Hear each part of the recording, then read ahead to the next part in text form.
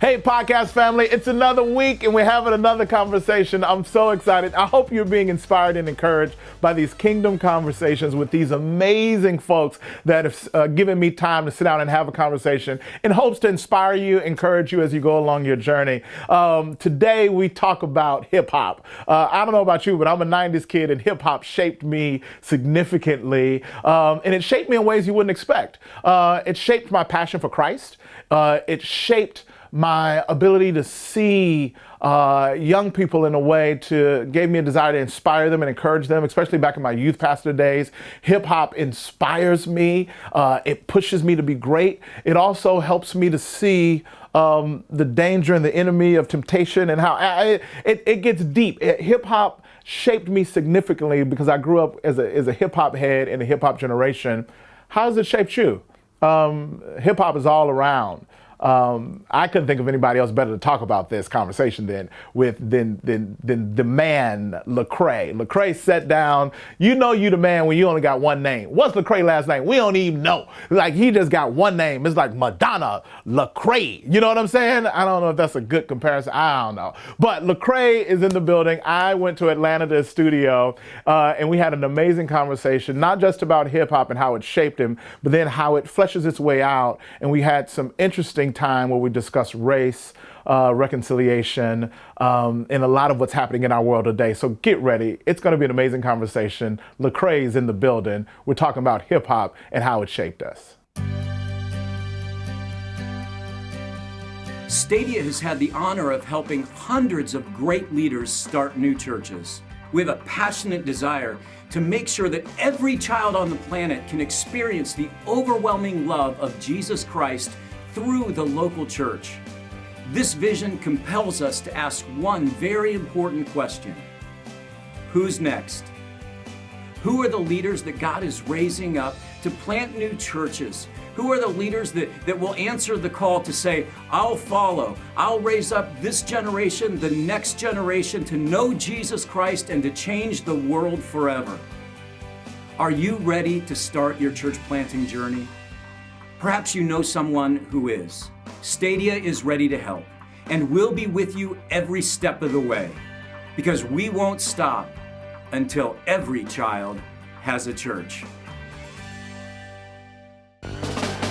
Lecrae is in the building.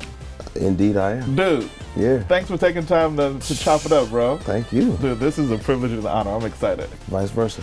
So one of the topics, the theme is this idea of moments that shaped us.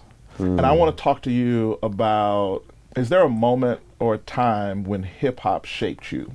Like when it grabbed you and you was like, yo, I don't know what that is, but I'll never be the same because of what I just experienced. Any moments like that from your youth? Absolutely. Yeah. I think the first moment is, I remember being a kid. I was in San Diego at the time. So my grandmother, she lived in San Diego and she would house all her grandchildren. She has 12 kids and a gazillion grandchildren. Oh, wow, yeah. And she would house us in the summer. So I'm probably about 6. And my cousins are older than me. They're watching Yo MTV Raps. Yeah. And it comes on late at night back then. And I'm not supposed to be up. I'm supposed to be asleep. But I hear them making all this commotion in the front room late at night. So I creep into the front and I'm just peering over the couch, watching these images of these young black kids on TV. And it looks like, this idyllic world that I had just it was like, wow, look at these people and the fun they're having in the breakdancing, and then to see that happen in the front yard and see my cousins mimic it, it just was that whole summer just kind of was a moment where I was like, what is this? I need to know what this is and be a part of this, whatever it is. That's good. Yeah, I think mine was at a birthday party and the Fat Boys was on or something like that, and it was like, yo, this dance is off the chain. It's like that music. When did you see it and you said, I'm going to do that? I loved the idea of it, right? But it was like when I saw Another Bad Creation and Crisscross. And these are kids who are my age. Doing this. It made it more of a reality. And it was kind of like, oh, we can do this? We can really do this? And so I think from that, I got more excited about pursuing it. And probably around 11, 12, I got really passionate about it. It was what I did every waking hour, writing raps. I recite them to myself on the way to school, catch the bus, in the back of the bus. Any idle moment I had, I was going to be crafting some rhymes. Wow. Yeah. Man, what some of the most influential hip hop albums that shaped you back in the day? Like some of the classics. You know, the real the shaping era for me was probably 98, 99. 98, 99. I'm coming into my own, coming into the faith, and it was really important what I absorbed at that point in time. I wanted to make sure that I was absorbing music that, you know, I was just in a very a place where I was very concerned about what I was thinking, how I was learning, and what I was receiving and processing. It was very important for me. Self-identity, self-awareness. So at that point in time, consciousness was huge. So at that point in time, it was Aquemini from Outkast was huge. The Miseducation of Lauryn Hill was huge. I remember Common's Like Water for Chocolate was huge. Most Def and Talib Kweli. You know, those were some very poignant, you know, albums for me that really kind of made me say, okay, you know, hip hop is really forming a lot of my identity and who I am. Man, if hip hop is a girlfriend, did y'all ever have to break up because of your faith? Yeah, that's funny. That. Yeah. And I tell the, you know, I tell that's the a good question. That's a great question. Boy, know what he's doing, son. Yeah, baby. That's a great question. I tell people that all the time. You know, some people say, how can you work with secular artists and do all this type of stuff? And I say, you know what? I tell people that it's everything's not for everybody. You know what I mean? Paul said all things are permissible, not all things are beneficial. And at some points in my life, it was not beneficial for me to listen to these griots, to listen to these poets. Well, and I think we all, it was a part of our church, or how we process faith. Maybe, I don't want to put it on culture in the black church, but I don't know, but we all kind of broke up with our music, right? We did. It's like when you turn your CDs and you put them on the altar and say, I'm done. And then it's like, but then you be like, did I really just give away my Prince CD? You know what I mean? Or whatever. What was that journey like for you when you actually had to break up? So for me, you know, of course, I was heavy into like a lot of the more gangster and misogynistic music. Yeah. And like at the worst, what was that? I mean, you know, at the worst. Because how old were you? To me, the greatest of all time, I mean, just totally changed the game, is the Chronic album. The Chronic album was, But I'm older, because how old are you? 38. Oh, because we're about the same age. I'm 40. Yeah. So the Chronic album was like, man, Jesus, you good, but like because it introduced weed, the club, the parties, it gave you visual aid for what the weekend should look like. The 40 ounces, all of that. Yeah, the Chronic was more like middle school, but by the time like college, when I became a believer, that's when the breakup had to happen. Cash Money, Lil Wayne, Drop It Like It's Hot, Trick Daddy. Yes. You know, these were the people on the scene. Yeah. And so it was like, every party was a Cash Money party, and it was, you Drop know, It Like It's Hot. Drop It Like It's Hot, Juvenile, you know what I mean? My God. So all of that, DMX was big. So it was like that time period where, you know, I was a party animal, and I love to have fun. I love to go out and go to the parties, and becoming a believer and just trying to understand my boundaries and where I could be and what I could do and couldn't do, and what was a struggle for me. I had to back up, and I did make it. I actually made giving up my music an idol. So I took all the CDs. I threw all. Oh my gosh! Just the drama, just dramatic, just throw. I threw all these CDs away, but I kept the cases, and I duct taped them together to make this giant shrine of holiness. Oh, you was deep. And dedication to it was deep. I gave this all Look up. at what I gave up for Jesus. So it was, you know, it was a trip, man. But It was necessary at the time for me to just find myself and understand who I was and process. So if y'all broke up, when did you begin to make the first move to rekindle the relationship with her? Yeah, I think I started to rekindle the relationship.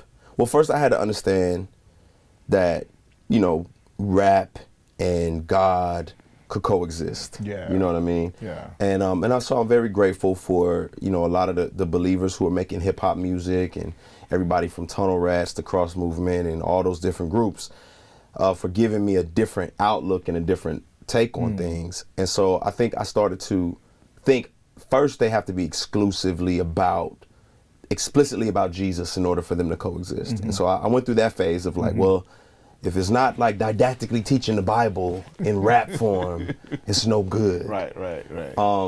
But as I matured and I got older and I just started realizing, you know, even some of the guys who mentors and leaders and pastors would reference some of the modern day rappers, and I said, oh, how you know? And, you know, and you know, that's what Paul did, right? Yeah, He referenced the modern day, you know, poets and thinkers of the day. And so I said, well, you got to listen to them to know them. And so then it began to be like, well, I'm studying tape. You know, let me study tape, Right. so I can No research. do some research. For evangelism purposes. Exactly. Yeah. And so that's around, you know, probably 2-3 years after I became a believer, I felt more comfortable doing research, and found that it wasn't causing me to go jump off a cliff or go wild out. And so, you know, I matured and really began to just start listening to their perspectives and appreciating their artistic abilities versus like taking my cues from these guys. Yeah. So then so how would you define the relationship now then? If it's broken up, re-engaged, what is it now?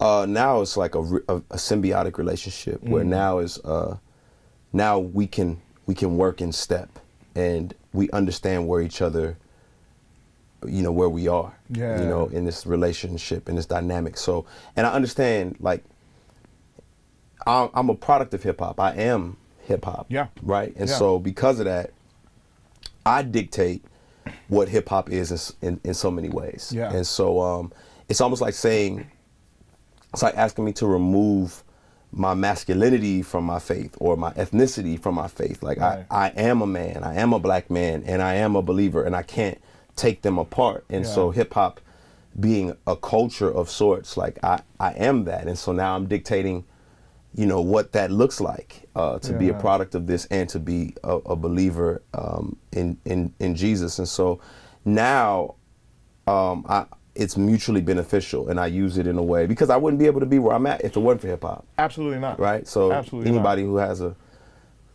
any you know, negative perspective on rap music or whatever, there's no Lecrae without rap music. Exactly. You know, there's no Yeah. Lecrae without Eazy-E or Ice Cube or Dr. Dre. I don't exist. Yeah.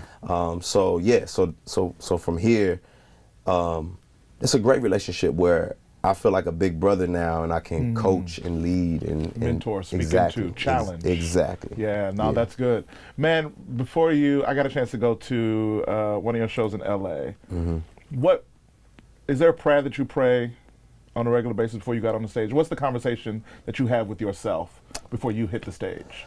I think it's, not specifically, you know, but I think generally, my fear is operating out of my own self-confidence, operating out of my own wherewithal, my wisdom, my knowledge, and not being dependent on the Spirit. Yeah. You know, and that's my fear. So if anything, I'm praying, God, let me speak from a place of dependency. You know, versus like, I've done this a million times. I've read these books. I've listened to, you know, Bishop Tate's podcast, and I'm fine. But let me be truly dependent, so that I can say what may need to be said in a particular situation and be sensitive to that. Man, have you seen this? How have you seen the Spirit do unique things at your concerts and at your shows? Because it's hype, it's crazy, but it's also church. Right. Yeah.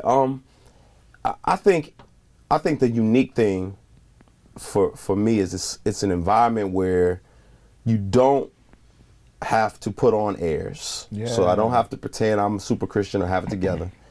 And so there's going to be, there's going to be all kinds of people in there who come from all different walks of life, and they're going to come as they are. Yeah. But they feel comfortable being themselves, and they feel welcomed. Yeah. And then my whole, my whole kind of MO or where I'm at is showing my scars. Yeah. And so, that's what hip hop has always done for me. It's always kind of said, look, here's my scars. They're pretty ugly. But by looking at other people's scars, you realize healing is possible. And so what I've seen God do is bring healing to a lot of people in a lot of circumstances where they otherwise wouldn't feel comfortable, talking about these particular things and would feel like I got to dress it up or clean it up. Yeah. But this is not that environment. It's freedom. It's freedom. Absolutely. That's good. What's your latest album? And now you're working on probably a mixtape or something like that, because you go mainstream and then you go grimy. You're right. So look at you. This last album, though, All Things Work Together, absolutely phenomenal. Thank you. Facts. Yeah. I want to talk about facts. Okay. And I want to talk about when you started writing that. What's your writing process like? And when did the concept? Yeah. Because clearly you had a lot you wanted to say. Sure. And when did that concept begin to take root and begin to form? So, backstory of 2014, right? So 4 years ago, the Michael Brown decision and all the uproar around Ferguson had come to fruition. And I had my own personal thoughts and feelings about it. I didn't understand how broader evangelicalism felt about it. And I didn't have any concept of my views being different than the general evangelistic perspective You on just everything. assume. Obviously, we see this the same way. That's exactly how I thought. Yeah. So when I used social media as a place to comment about it, I was met with such backlash that it threw me for a loop. And I was like, what is happening right now? I'm confused. Why am I being attacked? Don't we have the same perspective? And that's when I had to do some digging, and I had to do some diving into, like, oh, the narrative takes a split here. And so I had to go backtrack and see where this narrative started to change. And as I started digging, it got deeper and deeper and deeper, and that hole went very deep, to where I didn't know how to articulate the struggle, the pain, the frustrations that I was unearthing. And I didn't know how to, talk about it. I just felt PTSD. I felt just the weight of the pain and the suffering, from history to Sandra Bland, you know? Yeah. And so a lot of the album was being formed around that sense of depression and pain and anguish. And probably around the middle of getting all of that out, I found the confidence, and I found a collective of people and thinkers and speakers and people like yourself, who it gave me a new sense of confidence that I don't necessarily have to fit into a particular box as a Christian. And that's what we do. We're really tribal. Yeah. You know what I mean? Yeah. We can get tribal denominations, and as soon as you're in a conservative Episcopalian place and you run a lap and you shout, they're like, wait, what just happened? You know what I mean? And Whereas somewhere else that was like, I'm about to jump in behind. One more lap, I'm in with you. You know what I mean? Yeah. So I found freedom. Yeah. And finding that freedom, I said, I've got to articulate this. And that's what Facts was about. It was articulating, listen, y'all, I know you don't know where I belong on the spectrum, but let me just tell you so you don't have to guess anymore. Wow. And that's really how the song came to fruition. So you found your courage through your pen. Absolutely. And you feel the courage coming through. And what happens is other people that are, especially minorities navigating multi-ethnic spaces, you gave voice to often a silent frustration. Yeah. But there are public events that provoke a verbal frustration. It's like, because there are things that have just happened. It's like, yo, we don't see this the same way at all. Yeah. And we've been rocking together for a long time in this multi-ethnic space.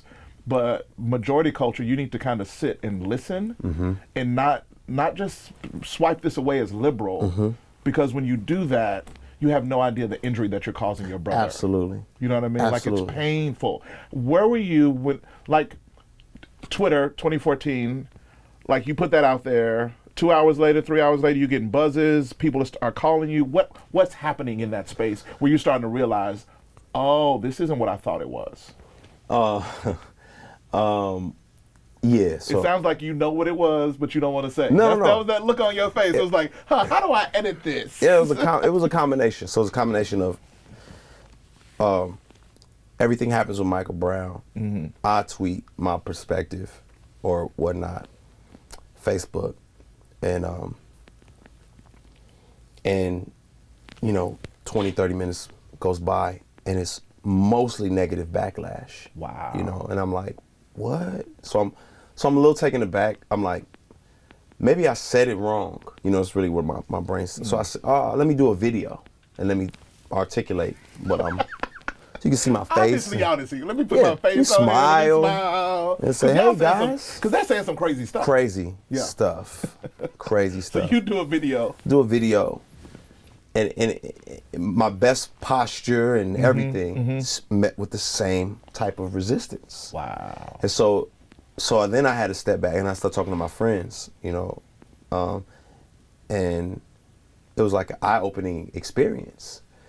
And then, as time progresses, a Washington Post article comes out about some things that are happening in evangelicalism, and Christina Cleveland expresses that I'm a product of tokenism, and tokenism, being that you are kind of placated and used in majority culture as the token black person to speak on behalf of all black people in a sense.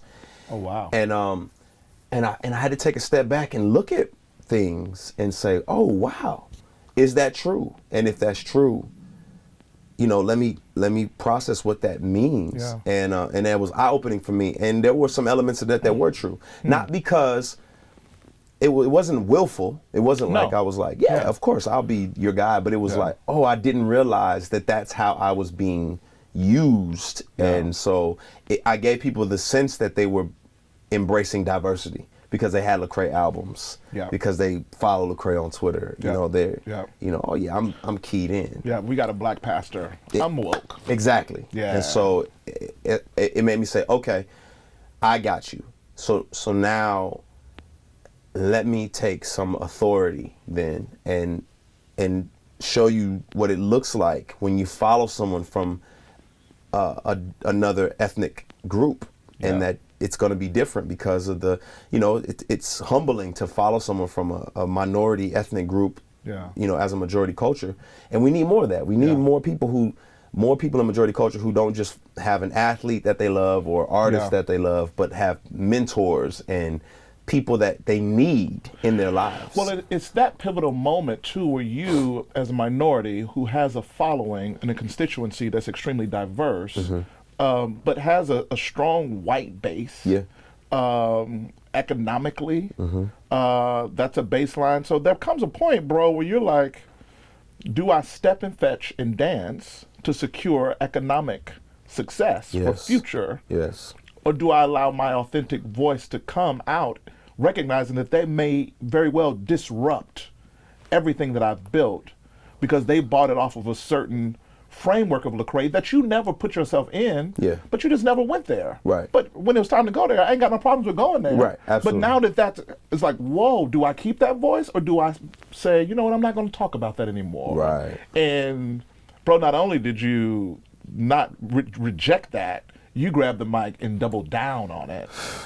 But there was a moment, though, where you had to make that decision. Sure. You know what I'm saying? Talk a little bit about that. Yeah, I think the moment when I made that decision was July 4th, 2015, if I'm not mistaken. Are you serious? I'm almost positive because I tweeted a picture of a bunch of slaves who could potentially be my ancestors on a plantation, and I said what my ancestors were doing on July 4th, 1776. Wow. And, they were picking cotton. They weren't free. My ancestors weren't free on Independence Day in America. And it wasn't visceral. It wasn't it wasn't me trying to, it was me saying, hey guys, these are some realities that we should think through, pay attention to. And oh man, I remember that was the day when it was kind of like people were like, and I'm done with you. And it was, it was like, and I'm deleting every song off of my kid's iPod. And, you know, Lecrae, you're divisive, and you're a race baiter, and you're racist. And, you know, it was funny because that's just a fact. Wow. It's just a fact that this was my ancestors' reality. Wow. But it comes off as this kind of, don't expose that kind of truth. Let us enjoy the narrative that we've... Yeah. We got a nice little Disneyland. Please. And we're all here together. Exactly. Why you got to bring up the hard stuff? Exactly. Why you got to bring up old stuff, Lecrae? Exactly. You know what I mean? Yeah. What was that day like for you personally? Because a part of, like, that's risky, bro. Yeah. Like, that's risky. I would love to say I was, you know, filled with the spirit and the heart of Daniel and David, you know. Tongues hovering around. I would love to say that, but that's not the truth. The truth is, it was the beginning of going into a dark place. Yeah. It was the beginning of saying, I don't know if I trust y'all. I don't know if I trust your seminaries. I don't know if I trust the church history of anything. And I'm done. Yeah. You know, and that was the beginning of a really, really dark place for me. But it had to get dark before it could get light. Yeah. So what I'm not gonna lie, bro. When what's the song? Somebody better come and get me. Bro. No. The only thing I'm scared is the IRS and God. That's all Bro, that was like, oh, he's found his help now and he's helping me find. Like, they're just days, man, in my last year of ministry where I just had challenges. I had haters. And it was, when that song came on, I was like, yo, come and get me, son. Yeah. Dude, I could tell by then you was like, I'm free. I was free. Yeah. I was free. I was free. It was you know, looking at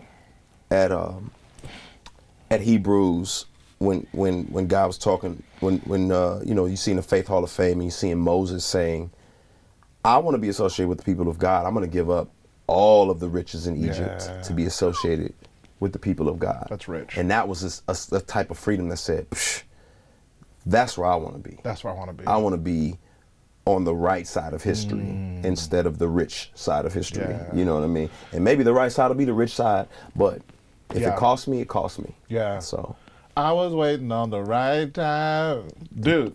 to tell you how I feel. Why isn't, I want that to be a whole song. I know it should have been. Like, but it's so funky, yo. Yeah. Did that come late in the writing process of the song? Like, that shift is just a creative, it's like a mind twister. Like, it's crazy.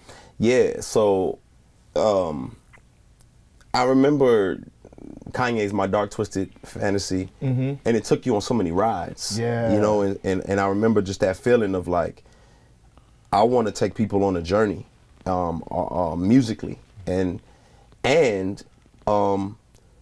to show people multifaceted. So we're going to be rough and tough, and then I'm going to flip it, and it's going to get funky, and it's going to be, you know, but that's who I am. So it was kind of it was a musical picture of the diversity of who Lecrae is and who we are, you know, as a people, and just being able to say, listen, y'all, I'm gonna tell it to you the best way I can. Yeah. You know what I mean? I'm gonna give it to you. That was brilliant, yo. Yeah. Oh my God, I love it. So on the mixtape that's underground, I know y'all working on something. Yes. Take that little snippet and drop some tracks. That's just my little production advice. Right. You know what I mean? Last thing about facts, and then we'll move on to talk about something else. You mentioned if you're gonna do it, you better have a life raft. What's your life raft? So I think there's multifaceted, right?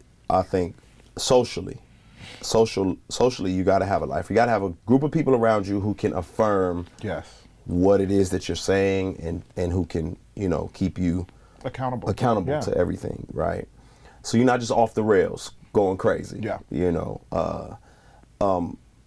mentally and emotionally, you've got to have. I was going to counseling. I was going to therapy to make sure that I was mentally and emotionally like you can't just say these type of things and receive these type of shots coming at you and not making sure that you're going to be able to have your mental state taken care of. And then, you know, obviously spiritually, I had to be confident that God was who he said he was, despite what historical narratives have been presented to me, that I knew God. And then lastly, financially, right? Because, you know, as Martin Luther King says, riots are the voice of you know, those who are enraged. And it's like we'll tear apart our communities because we don't have a voice. We feel like we're voiceless. And we don't necessarily have a life raft. We just like, I don't know what I'm gonna do. This is where I worked. I'm gonna kill my job. Oh, that's good. And it's like, no. That's good. I'm not telling you to sell out and say, well, let me be quiet because I don't have a financial outlet. But I am saying, okay, Martin Luther King always had a plan. You know, the civil rights movement, it was 10 steps ahead every time. It was like, we're not gonna get beat up in front of those cameras because ain't nobody gonna watch. We're gonna get beat up in front of these cameras. And so for me, it was saying, what am I building to make sure my family and everything else is taken care of? Because I'm going to speak out and I'm going to lose money. And I did quite a lot. You did? Yeah. Oh, whew, boy. You did? Oh, yes. Yes, it was tough. It was tough. It was tough when you do a tour and there's 3,000 people there and then you come to the same city and there's 300. You know, but it was a process of rebuilding. So my audience literally was in the process of rebuilding. And so there's a lot of people that I don't know if I'll ever see them again, but there's new people there, you know, and there's new faces and it's way more diverse than it's ever been, which is, I guess, you know, the purge came before the surge, you know. I love it. I love it. Man, Jesus Music years ago, I think that was one of the first times we met at our church out in California for our youth group. You did Jesus Music, which you wrote, and you wrote Facts. The Lecrae that wrote Facts, what do you say to the Lecrae that wrote Jesus Music? What message do you give to him? Oh, man. I would tell that kid, stay idealistic, right? I mean, stay on fire and idealistic, because there's so many things as you get older in this industry and everything else that just wants to quench that fire, that passion for God, that passion to believe that everything can work, you know, because as you get older, the cynicism and the realism just becomes your reality. And you need that young, fiery idealism that just believes, you know, one song can change the world. And so I would tell them to fight for that flame, but then I'd also tell them, you know, to not assume someone's ice is colder or someone's water's wetter, you know, because I when you're young, you think it just levels to it, you know. It could be anything. It could be, the people with more money, their water's colder, their ice is colder, their water's wetter. The people with more seminary degrees, their water's colder, or their ice is colder, their water's wetter. The Reformed or the Pentecostal or who, you know, it's like, their ice is definitely colder, their water's wetter, or white over black or whatever it may be. It's, man, you are made in the likeness and the image of God. You are fearfully and wonderfully made in the skin that you are in, and man, just don't get into that rat race of thinking that there's some subset under the sun that has the right ingredients. No, that's good. That's good. Man, you did Sway in the morning, and you did a freestyle. Dude, how are you nervous? Are you scared? Are you like, give me some more? What?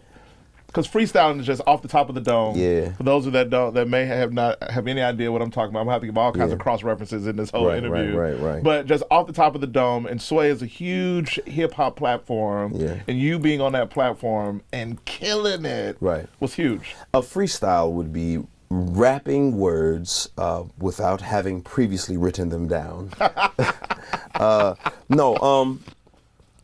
You know, I'm not a church kid who found hip hop. I'm a hip hop kid who found God. So I longed for those days. You were ready. I longed. You was ready. That was from the bus. Man, from the back school of the bus. You were ready. Like you live for that. I love it. You live for that. So all the times freestyling in the car, driving, and you and your friends walking to school, it was like it culminates to this moment. It's like, this is what we've been waiting for our whole childhood. Are you kidding me right now? So after you kill the mic with Sway and you walk out, what are you feeling? Oh man, I mean, I never feel like I did that. You always feel like you're always thinking of the things you did wrong. Man, I took too long of a breath right here. Nah, I didn't get this line like this, and this didn't happen.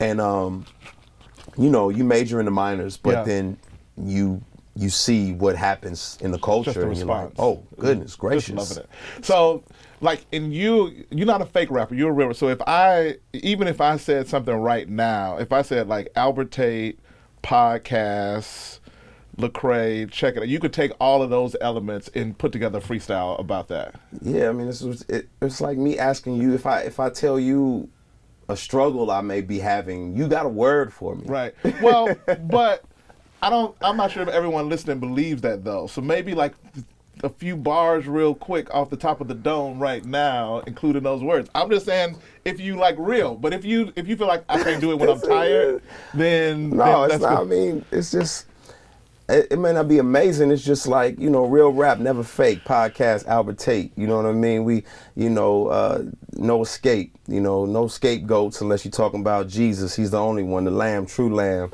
No beef. No ham. You know what I'm saying? It just Lecraes in the building. I love it. We having fun though. I'm just being silly, good. man. This brother just got out with tour bus, man. You're good. So every week at our church, we have a segment called Question of the Day, where we ask our folks a question of the day and they turn around and greet their neighbor. And I like to end every podcast with a segment just called Question of the Day. Yeah. Well, I'm just going to rapid fire you a list of questions and you just give me your thoughts. Okay. You good? We ready? Okay. If you could join any musical ensemble in history, which would it be? Oh, man. The Fugees. The Fugees. Nice. With Lauryn Hill is Lauryn Hill is amazing. Oh, man. Yeah, Fugees. What is something that everyone else loves that you think is overrated? Everyone else loves it, I think, is overrated. Yeah, everybody's all about it, and you're like, I don't get it. There's so many things. I would say, salad. I don't just That's salad. good. That's Everyone's good. on the health kick. Good. Salad's not good. It's lettuce. It's not good. Right. Yes, it's good for you. But is it good? Which is a big deal for you because you're a big health guy. Yeah, but is it good? You get on my nerves all in the morning in the gym. I'm trying to with your motivate shirt people, off. man. You ain't you're depressing me. You ain't motivating me. I'm inspiring. I'm rolling over thinking I ain't gonna never do that, so I might as well go to sleep. No, Honey, give me a donut and I'm gonna roll over and go to sleep. You ain't inspired nothing. You depressing me. You and Leon Crump. Now put a shirt on. Leon's Crump, put a shirt on. Now he's Crump, on another level. That's all I gotta say. Crump, hashtag Crump, put a shirt on. He's on another level. No, that's my boy. What other profession did you ever consider pursuing? A scientist. I don't know what kind specifically, but I just wanted to get into the sciences. Yeah. What is something that you're bummed that you're still bad about? That you're still bad at? Oh man, all the time I feel like I should be a way better basketball player. Like I just feel like I got a bum rap by my coach, put me at center when I should have been practicing as a guard. My shot should be wetter. This is deep. It's deep. Pain. Like my son suffers for the pain that I was caused in this particular area. So I can feel it. I can feel it.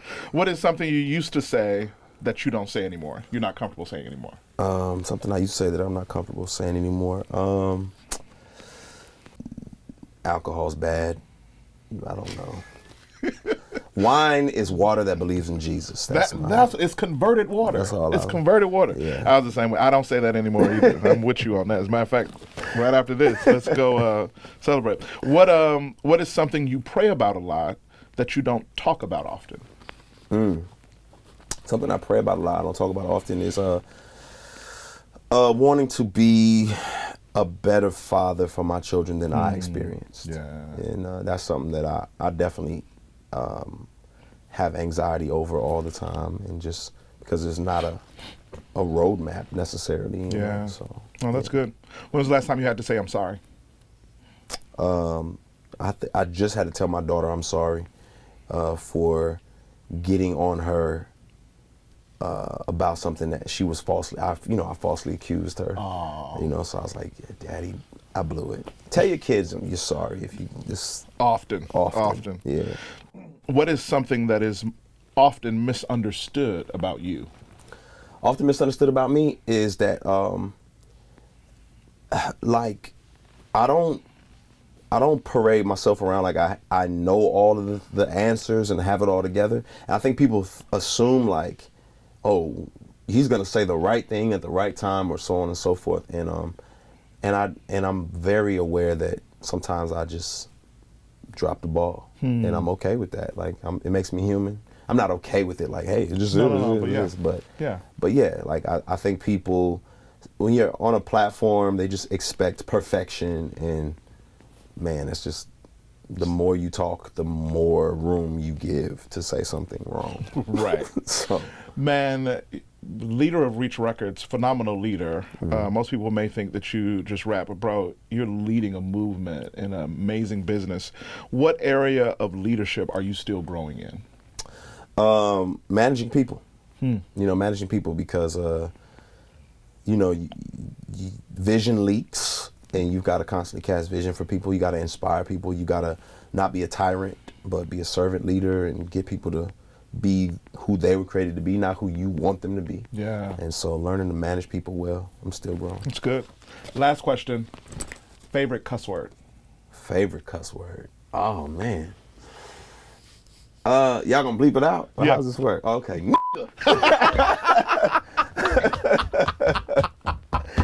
If that's a cuss word, it's a term of endearment to me. I love it. That's a term of endearment in my world. I don't know. Man, but Lecrae, my man.